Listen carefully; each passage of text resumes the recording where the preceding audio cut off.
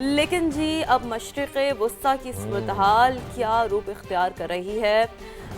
لگتا ہے کہ آئندہ ایک ہفتے کے دوران ایران کے ساتھ معاہدہ طے پا جائے گا، یہ ہم نہیں کہہ رہے، امریکی صدر ڈونلڈ ٹرمپ کہہ رہے ہیں، اور ڈیل کے تحت جنگ بندی میں توسیع کی جائے گی، اب نئے ہرمز کو بھی دوبارہ بحری آمد و رفت کے لیے کھول دیا جائے گا۔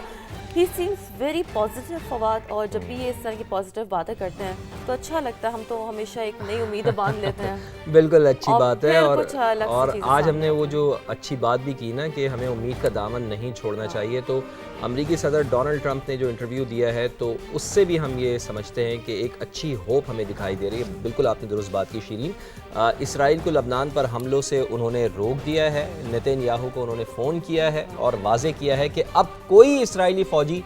بیروت نہیں جائے گا، جو فوجی راستے میں تھے انہیں واپس بلا لیا گیا ہے۔ امریکی صدر کی اہم نمائندوں کے ذریعے حزب اللہ سے بھی گفتگو ہوئی ہے، یہ بھی ایک بہت اچھا ایک اقدام ہے امریکی صدر کا کہ وہ حزب اللہ سے بھی بات کر رہے ہیں، اور انہوں نے کہا ہے کہ اسرائیل اور حزب اللہ ایک دوسرے پر حملے اب نہیں کریں گے۔ میڈیا سے بات چیت میں ڈونلڈ ٹرمپ نے یہ کہا ہے کہ ایرانی اچھے جنگجو نہیں لیکن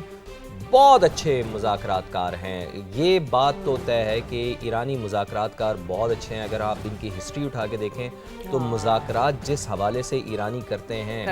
یہ بہت زیادہ ڈیپتھ میں چلے جاتے ہیں، اور ان سے اچھا مذاکرات کار کسی کو نہیں کہا جاتا، یہ بھی ہم ہسٹری میں پڑھ چکے ہیں۔ بالکل ایسے ہی، اور ایران کے ساتھ مذاکرات کے حوالے سے بھی انہوں نے آگے کچھ بات کی تھی کہ ختم ہوئے بھی تو کوئی فرق نہیں پڑے گا، کیونکہ اب نہ ہرمز کی بندش سے تیل کی قیمتیں بھی بڑھیں تو فکر نہیں۔ بات چیت معطل ہونے کا مطلب یہ نہیں ہے کہ ہم بم گرانا شروع کر دیں۔ مذاکراتی عمل کے دوران لبنان پر حملے کیوں کیے؟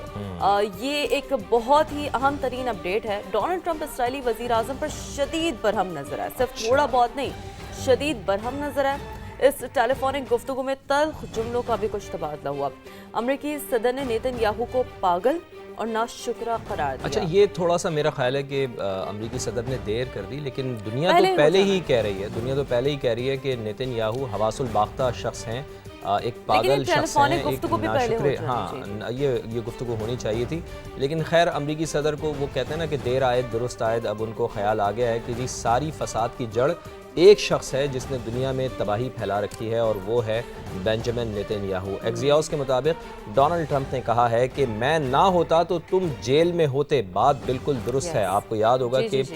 کیسے امریکی صدر نے ان کو جیل جانے سے بچایا ہے۔ میں تمہیں بچا رہا ہوں، ہر شخص تم سے اور اسرائیل سے نفرت کرتا ہے، امریکی صدر بنیامین نیتن یاہو کو یہ کہہ رہے ہیں۔ ویسے فواد کوئی دو رائے تو ہے نہیں، آپ دیکھیں نا کہ بچوں کے ذہنوں میں ایک الگ قسم کا ایک ہیٹرڈ ہے، کیوں؟ کیونکہ ایک تو پیلسٹائن ایشو، پھر اس کے علاوہ ہم دیکھ رہے ہیں کہ اوورآل بھی اس کے بعد پھر جس طرح سے یہ والا معاملہ زور پکڑتا رہا، مشرق وسطیٰ جتنا انسٹیبل کر دیا گیا ہے، تو ظاہر ہے اس میں تو ہم نے پہلے بھی دیکھا ہے کہ جہاں باتیں آگے پروگریسولی آگے بڑھتی تھی تو وہاں اسرائیل کی جانب سے کوئی نئی چال چلتی جاتی تھی جس سے معاملات سٹینڈ سٹل ہوتے تھے۔ تو بیروت پر حملوں سے اسرائیل دنیا بھر میں مزید تنہا ہو جائے گا، اور امریکی صدر ڈونلڈ ٹرمپ کی گفتگو کا اگر ہم ذکر کریں تو یہ بھی بتا دیں کہ انہوں نے کہا کہ تم کیا احمقانہ حرکتیں کر رہے ہو۔ بات درست کی ہے انہوں نے، بالکل درست کی ہے، اور نیتن یاہو کا اگر آپ ریاکشن دیکھیں نا تو نیتن یاہو کا جو ریاکشن رپورٹ ہو رہا ہے وہ کہہ رہے ہیں کہ نیتن یاہو جو رپورٹنگ ہمارے سامنے آ رہی ہے وہ گفتگو کے دوران اوکے اوکے کہتے رہے، یعنی کہ ایک باس ہے اور باس کے سامنے جس طرح آپ اوکے اوکے کرتے رہتے ہیں، یس سر اوکے سر یہ ہو جائے گا، تو اوکے اوکے وہ کرتے رہے ہیں، تو ان کا جو دنیا کے سامنے اپنے آپ کو بہت زیادہ پریزنٹ کرتے ہیں کہ میں شاید بہت زیادہ طاقتور انسان ہوں، تو وہ بھیگی بلی بنے رہے امریکی صدر ڈونلڈ ٹرمپ کے سامنے۔ تو آئی ہوپ وی وش کہ اس گفتگو سے کچھ نہ کچھ بنیامین نیتن یاہو نے ضرور سیکھا ہوگا۔